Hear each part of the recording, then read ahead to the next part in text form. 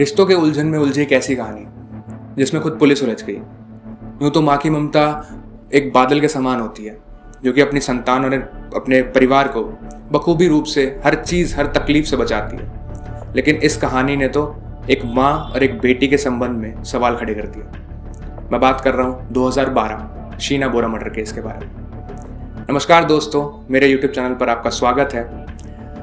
हम एक नई सीरीज चालू कर रहे हैं जिसका नाम है अनकहा अनजाना, और इस सीरीज में अगर मैं आपको बताऊं तो इसमें हम ऐसे एपिसोड्स के बारे में या फिर यूं कह लीजिए ऐसी कहानियों के बारे में बताएंगे जो कि एक मर्डर या फिर ऐसे चीज़ों से रिलेटेड है, जो कि ऐसी कहानी है जो कि आज तक सॉल्व नहीं हो पाई या यूं कह लीजिए अपने में एक मिस्ट्री रह गई।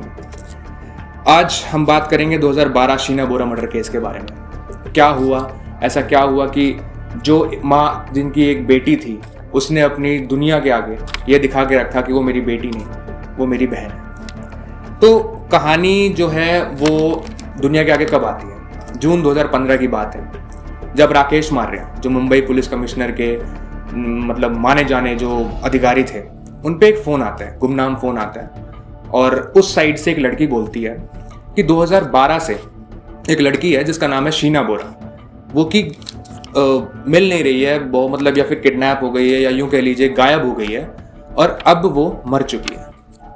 अब राकेश मार्या के कान खड़े हो गए कि ये पहली बात, ये फ़ोन किसका था, क्योंकि उसने अपना नाम नहीं बताया, उसने ये बोल के फ़ोन रख दिया। अब तहकीकात हुई तो पता चला शीना बोरा वही हैं जो कि इंद्रानी मुखर्जी की बहन है। अब मैंने कहा रिश्तों के उलझन में उलझी एक ऐसी कहानी, तो पहले हम इन कहानी के किरदार को पता कर लेते हैं क्योंकि आप खुद ही उलझ जाएंगे इनके किरदारों से। तो बात है 1990 की, मतलब 2015 से सीधा 1990 में आते हैं। तो असम के दिसपुर में एक जन्मी थी इंद्रानी मुखर्जी।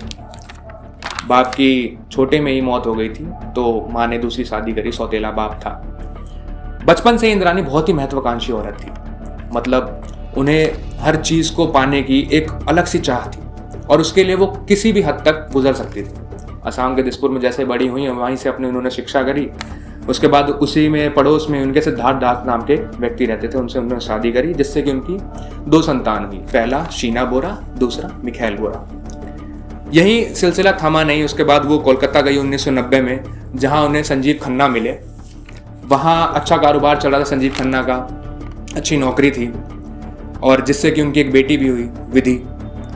लेकिन बोला, जैसे मैंने बताया आपको, इंद्रानी मुखर्जी जो कि बहुत ही महत्वाकांक्षी औरत थी, निकल गई अपने सपनों को लेकर सपनों के शहर मुंबई में। वहाँ उनकी मुलाकात हुई स्टार न्यूज़ के सीईओ, उस टाइम के स्टार न्यूज़ के सीईओ पीटर मुखर्जी से। अब उन्हें बतौर स्टार न्यूज़ के एचआर के रूप में नियुक्त कर लिया गया। अब पीटर मुखर्जी से उनकी बातचीत चलती रही, बातचीत दोस्ती में बदली, दोस्ती शादी में बदली। और एक और बात, पीटर मुखर्जी की ये दूसरी शादी थी। पहली शादी उनकी शबनम से हुई थी, जिनसे उनके 2 बच्चे थे, रॉबिन और राहुल, जो कि देहरादून में रहते थे। अब ये था एक फैमिली ट्री, यूं कह लीजिए कि मतलब किरदारों के भूतकाल और भविष्यकाल की कहानी। अब हम बात सीधा आते हैं जून 2015 में, जब राकेश मार्या को फोन आया। राकेश मार्या ने तहकीकात करी तो पता चला शीना बोरा जो है इंद्रानी मुखर्जी की बहन है। अब आप कहेंगे कि मैंने इंद्रानी मुखर्जी की वो शीना बोरा की जो है माँ और बेटी का संबंध बताया, लेकिन आगे कहानी में ट्विस्ट है। जून 2015 को राकेश मार्या का जब फोन आया, राकेश मार्या ने सोचा कि पीटर मुखर्जी जैसी शख्सियत पे सीधा गिरेबान पर हाथ डालना बिना किसी सबूत के, ये तो सही नहीं होगा। तो वो जुट गए सबूत ढूंढने में। अब सबूत ढूंढे गए। इस टाइम पे गौर करने वाली बात है, जो इंद्रानी मुखर्जी थी वो विदेश दौरे पर थी, या फिर यूं कह लीजिए कि विदेश में कुछ काम के सिलसिले से गई थी। तो जब इन्होंने तहकीकात करी तो पता चला कि 3 साल पहले, जब मतलब उस लड़की ने कहा था कि 3 साल पहले शीना बोरा गायब हुई है, तो 3 साल पहले ही उनका एक ड्राइवर था, श्यामवर राय, तो वो भी काफ़ी समय से 3 साल पहले उन्होंने मतलब उनके साथ ही था, और 3 साल पहले उसने नौकरी छोड़ी। तो श्यामवर राय को यूं ही ऐसे पकड़ लेना बिना किसी सबूत के, वो भी ठीक नहीं था। और अगर ये बात इंद्रानी मुखर्जी को उस टाइम पे पता लगती तो वो ना विदेश से आती, ना फिर उनको गिरफ्तार किया जा सकता था। तो इन्होंने आपके राकेश मार्या ने क्या करा, आर्म्स एक्ट के तहत श्यामवर राय को गिरफ्तार करा। 24 अप्रैल 2012 की बात है जब श्यामवर राय गिरफ्तार हुआ। उसके बाद उसने बताया, उसने राज खोले, जब मतलब पुलिस ने अपने तरीके से उससे राज खुलवाए, तो उन्होंने बोला कि श्यामवर राय, इंद्रानी मुखर्जी और इंद्राणी मुखर्जी के जो दूसरे हस्बैंड थे उन्होंने मिलकर शीना बोरा का कत्ल करा। अब उसने ये बताया कि तीनों ने मुंबई से, और कत्ल करने के बाद तीनों ने मुंबई से 103 किलोमीटर दूर रायगढ़ के जंगलों में शीना बोरा को जलाकर मारा और जो बॉडी नहीं जल पाई उसे दफना दिया। तो उसकी बताई हुई लोकेशन पर राकेश मारिया पहुंचे, उनकी टीम पहुंची, उन्होंने देखा वहाँ पे कंकाल मिले जो कि डीएनए इंद्राणी मुखर्जी के डीएनए से मैच हो रहा था। इस टाइम तक इंद्राणी मुखर्जी भी आ गई थी अपने उससे विदेश दौरे से। उसके बाद और पुख्ता सबूत के लिए जब उनके कॉल रिकॉर्ड्स खंगाले गए तो तीनों के कॉल रिकॉर्ड्स उसी रायगढ़ के जंगलों में उस टाइम पे उस रात में मिले। उसके बाद 25 अगस्त 2015 को तीनों को, इंद्राणी को, संजीव जो कि इनके दूसरे हस्बैंड थे, और श्यामवर जो कि इनका ड्राइवर था, 302, 364, 201 और 120B इस धारा के तहत तीनों को गिरफ्तार करा गया। और ये धारा मैं आपको बताऊं, जैसे कत्ल और उसके बाद फिर उस कत्ल से रिलेटेड जो सबूत होते हैं उन्हें मिटाने में जो धाराएं लगती हैं वो ये लगी। उन्होंने बताया कि कैसे जो 24 अप्रैल 2012 को उन तीनों ने इसका मर्डर करा।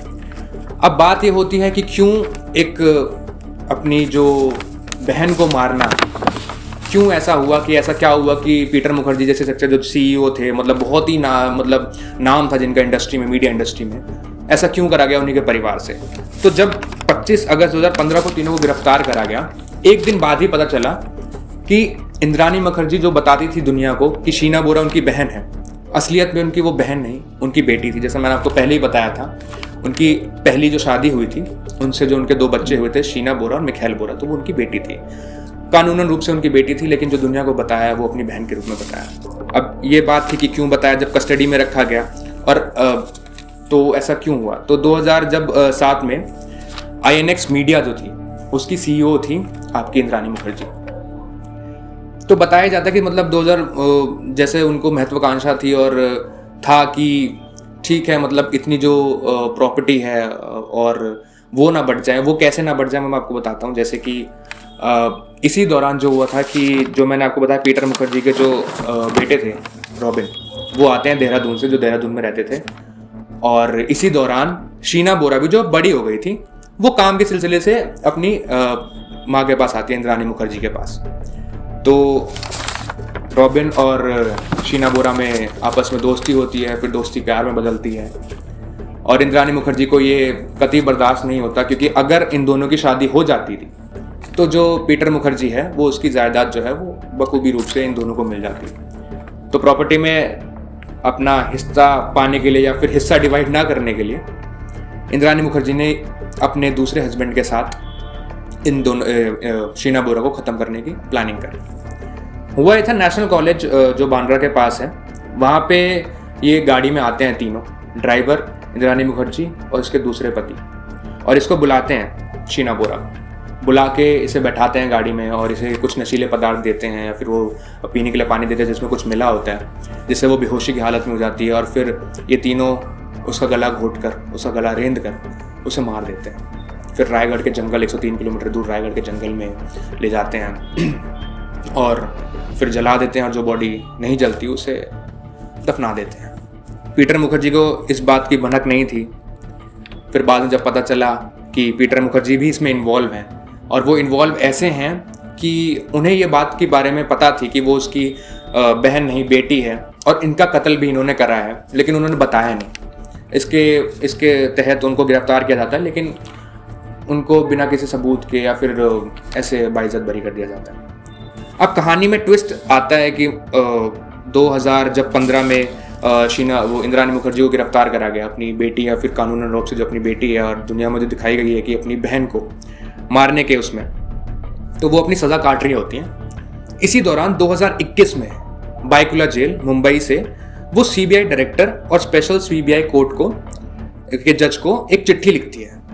उसमें वो लिखती है कि शीना बोरा जो है वो मरी नहीं है, वो जिंदा है और वो अभी भी कश्मीर में है, तो आप जाइए उसे ढूंढ के लाइए, और जिस चीज़ की मैं सज़ा काट रही हूँ वो अपराध तो मैंने करा ही नहीं, मतलब मैंने शीना बोरा को मारा ही नहीं। अब इससे भी हड़बड़ी मच जाती है कि मतलब बताओ, आपने जो पहले कबूल करा कि मैंने मारा है, उसके बाद आप एकदम से 2021 में इतने सालों बाद आप कह रहे हैं कि आपने मारा नहीं, तो उससे कहीं ना कहीं सबके अंदर एक भावना जगती है कि मतलब फिर अगर मारा नहीं तो वो क्या है कि मतलब शीना बोरा आज तक गायब है। तो इसी दौरान हुआ ये था कि जब 2015 में जब इन्होंने कबूल करा था इन तीनों ने कि इन्होंने ही मारा है शीना बोरा को, तो रॉबिन ने क्या कहता है खार एक पुलिस स्टेशन है मुंबई में उसी लोकेशन के आसपास, तो रॉबिन ने जो उनके प्रेमी थे शीना बोरा के, उन्होंने कंप्लेन भी करी थी बाकायदा रूप से पुलिस स्टेशन पर कि शीना बोरा मिल नहीं रही है। तब इतना ध्यान नहीं दिया गया, तब पुलिस वालों को लगा कि वो कहीं ना कहीं चली गई होंगी। उन्होंने बाकायदा रूप से टेक्स्ट भी करा शीना बोरा को, लेकिन उस टाइम पे शीना बोरा का जो फोन था वो इंद्राणी मुखर्जी के पास था और वो उसी से टेक्स्ट करती थी। और उन्होंने रॉबिन को लिखा कि अभी मैं तुमसे बात नहीं करना चाहती, मुझे हमेशा के लिए भूल जाओ, मैं किसी काम के सिलसिले से अमेरिका आई हूँ। ये सारे के सारे मैसेजेस इंद्राणी मुखर्जी कह रही हैं, जैसे कि सीबीआई के कोर्ट ने कहा था, सीबीआई के जो चार्जशीट फाइल की थी उसमें कहा गया था। लेकिन फिर 2021 में ऐसा क्या हुआ कि बाइकुला जेल से इंद्राणी मुखर्जी ने कहा कि जो शीना बोरा है वो अभी जिंदा है। और बात करी जाए कि इंद्राणी मुखर्जी की तो बहुत ही प्रसिद्ध, मतलब बहुत ही महत्वाकांक्षी औरत थी। कहा जाता है कि लोगों के द्वारा कहा जाता है फिर मतलब कितनी महत्वाकांक्षा थी, मतलब 3 शादी करना और अपने मतलब की बातें करना, उसके बाद INX मीडिया के CEO होना। फिर एक 2008 में वॉल स्ट्रीट जर्नल में टॉप 50 की लिस्ट आई थी वुमेन्स की, जो कि most powerful women in the world थी, जिसमें कि इंद्राणी मुखर्जी का नाम 41 नंबर पर था। तो ऐसा क्या हुआ, जायदाद के चक्कर में मारा गया या फिर किस चीज़ के चक्कर में मारा गया? क्या ऐसी मुसीबत जो थी जो शीना बोरा लाई थी अपने साथ असम से, कि अपनी ही बेटी को मार दिया गया। मई 2022 में फिर सुप्रीम कोर्ट ने अंतरिम जमानत दी इंद्राणी मुखर्जी को, कि उन्होंने सुप्रीम कोर्ट ने ये कोर्ट भी करा कि जैसा कि ये जो केस है ये बहुत आगे तक बढ़ने वाला है, कि मतलब उन्होंने फिर नकार दिया जैसे इंद्राणी मुखर्जी ने कि मैंने नहीं मारा और वो अभी जिंदा है। तो सुप्रीम कोर्ट ने कहा कि जैसा कि ये केस जो है वो बहुत ही आगे तक जाने वाला है, तो इसलिए और अपने हिस्से की भी काफ़ी सज़ा इंद्राणी मुखर्जी ने काट ली है, तो उन्हें अंतरिम जमानत दे दी गई, जैसे हम बेल भी कहते हैं। अब ये कहानी तो यहीं तक थी, लेकिन सवाल बहुत खड़े करती है कि आखिर अगर शीना बोरा कत्ल नहीं हुआ है, इंद्राणी मुखर्जी ने या फिर उन तीनों ने नहीं मारा है उसे, तो जो रायगढ़ के जंगलों में जो लाश मिली, जो कंकाल मिले, वो जो DNA मैच हुआ इंद्राणी मुखर्जी के साथ, वो किसका था? उन तीनों की लोकेशन उस टाइम पे उसी जगह की थी जहां से वो कंकाल मिला। पीटर मुखर्जी को ये पता थी बात, तब भी उन्होंने दुनिया से क्यों छुपाई, क्यों नहीं बताई पुलिस वालों को? और चौथा जो सबसे मेन सवाल है कि आखिर अपनी बेटी को, जो कि कानूनी रूप से उनकी बेटी थी, अपने पहले पति से, जिनकी सिद्धार्थ दास से जो उनकी बेटी थी, वो क्यों अपनी दुनिया के आगे उन्हें दर्शाया कि ये मेरी बेटी नहीं है, मेरी बहन है?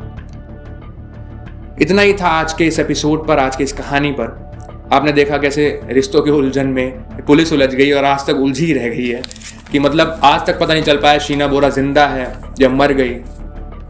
लेकिन ठीक है, पर बात वहीं खड़ी हो जाती है कि एक माँ और एक जो बेटी का संबंध है वो किस रूप से आगे बढ़ा, और कैसे एक अगर शीना बोरा अगर आज जिंदा है तो ठीक है, कहाँ पर है, कैसी हैं, और अगर नहीं है तो उसको इंसाफ मिलेगा या नहीं मिलेगा। धन्यवाद दोस्तों, आज के एपिसोड में इतना ही। मिलते हैं आपको अगले एपिसोड में अगली कहानी के साथ।